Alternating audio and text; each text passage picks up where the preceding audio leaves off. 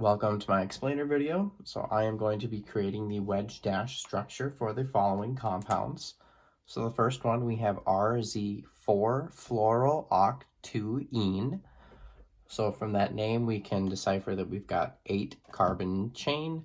On the second carbon, there's going to be a double bond.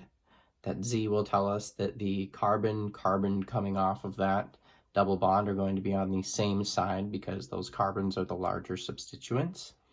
And the R will tell us that the chiral center is going to be right where that the fourth carbon atom is, that fluorine coming off of it. That will be that in the R rotation. So we can draw this here. We're going to have the first 1, 2, 3, 4, 5, 6, 7, 8. So we have our first, second, third, fourth, fifth, sixth, seventh, eighth carbon.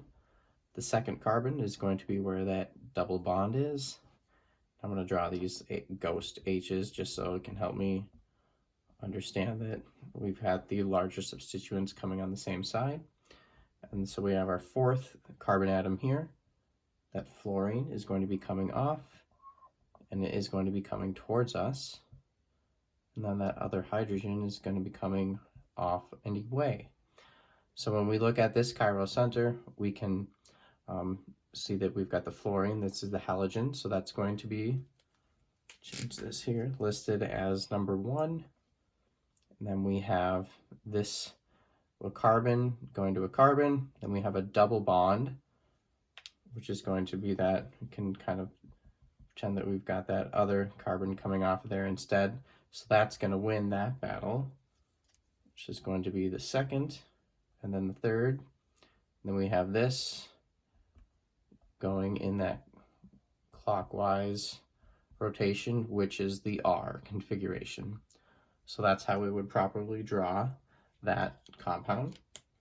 The second compound here, or actually quickly going back to that first one, you can see this model that I created.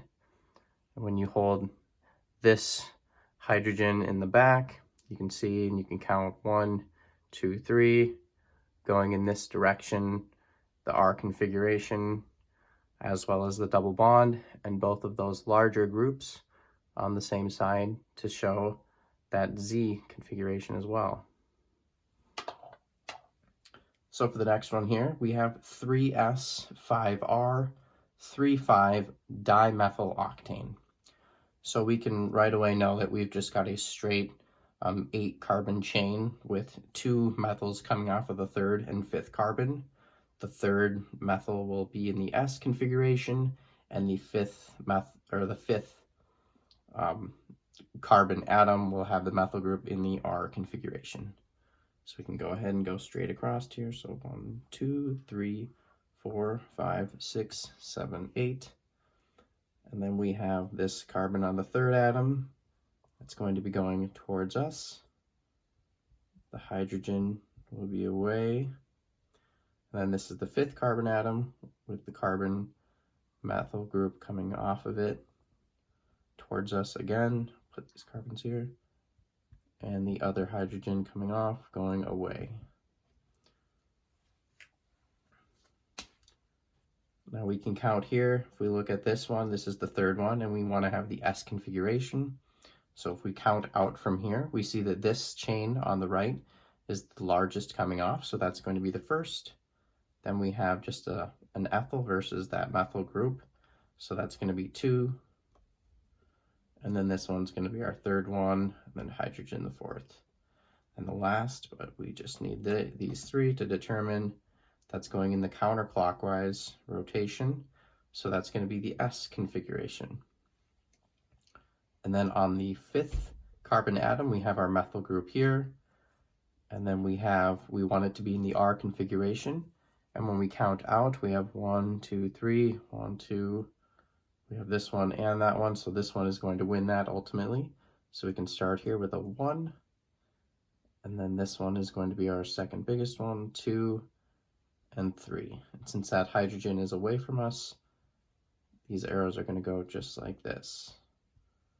And that's going to be going clockwise in the R configuration. So that is how you properly draw both wedge-dash structures. And then I also have this other compound created just without the other hydrogens, so you can see counting when you hold both of the hydrogens down, it's easy to see that this would be the largest, second and third, in that counterclockwise S configuration, and over here, the largest here coming off, first, second, then third, in the clockwise R configuration. Hopefully that helps. Thank you for watching.